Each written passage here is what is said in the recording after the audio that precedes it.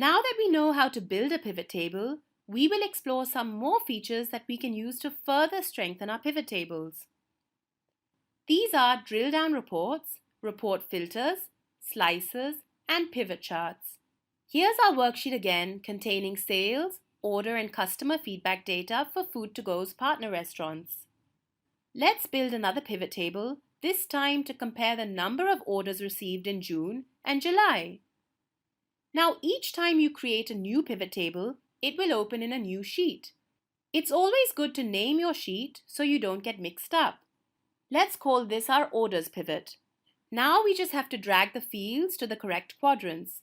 So the restaurants will be our row headers and our order fields will be values. This report gives us the total orders each restaurant received in June and July, and at the bottom we can see the total orders for each month. They're pretty close, with July orders a little lower than June.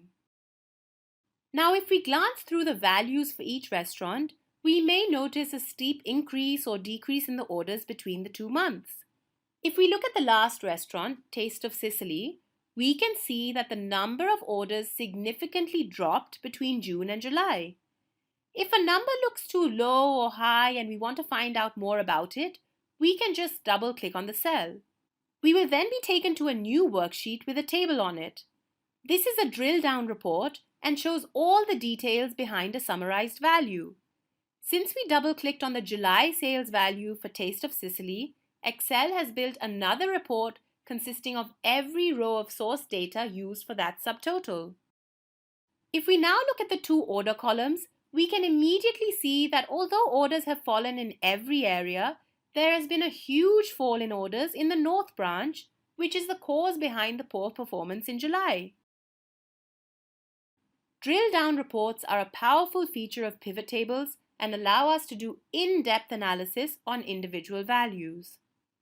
Report filtering is another feature of Excel that proves very useful.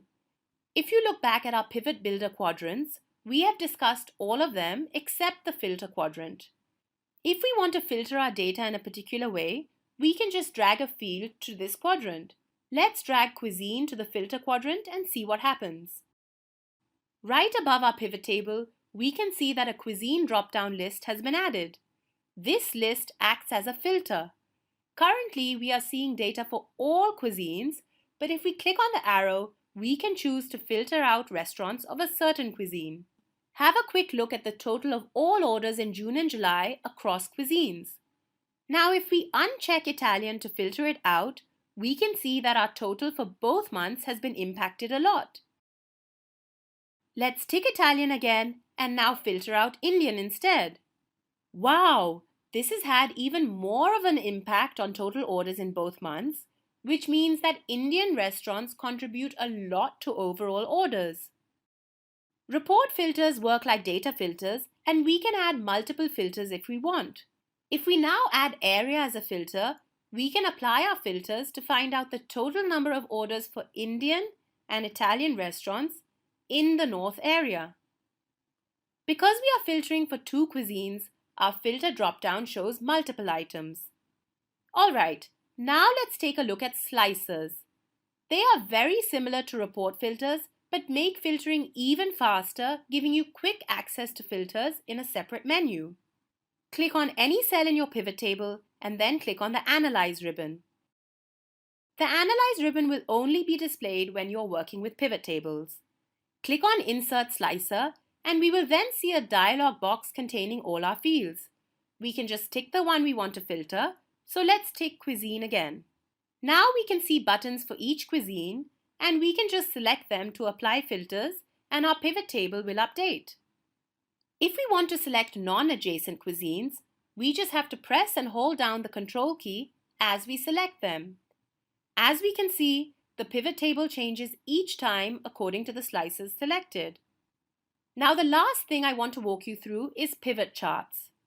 These are similar to regular Excel charts, but we use them to create charts with data in pivot tables instead. To insert a pivot chart, click anywhere on your pivot table and then go to the Insert ribbon and click on the Pivot Chart command.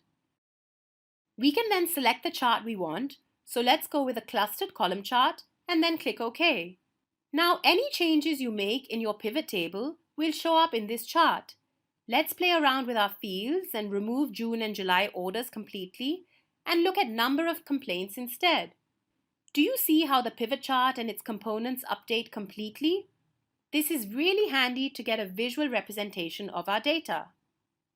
With all of these features we've discussed, we can look at our data from many different angles without changing anything in our source data. And that brings us to one last point. What happens if we have the perfect pivot table, but our source data changes? Let's just go back to our original worksheet and change the number of complaints to 0 for all of the branches of Basil and Lime, and then change the figures for Luigi's to 100 in each cell. So in total, Basil and Lime restaurants have 0 complaints, and branches of Luigi's have 400 complaints. If we now go back to our order pivot, we can see that our report is still showing the old values. When our source data changes, we must refresh pivot tables by right-clicking on them and selecting Refresh. And there we go, our pivot table now reflects the new values. To summarize, pivot tables are an amazing Excel tool. We can use them to distill large amounts of data and automate data analysis.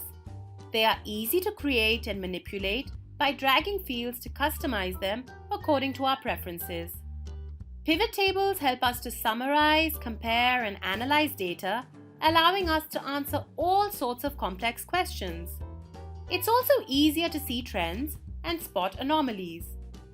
Pivot tables have 4 very useful features: drill down reports, report filters, slicers, and pivot charts. We can look at our data from multiple perspectives without actually changing source data. These features significantly enhance data analysis and automation when working with what is already an incredibly powerful tool.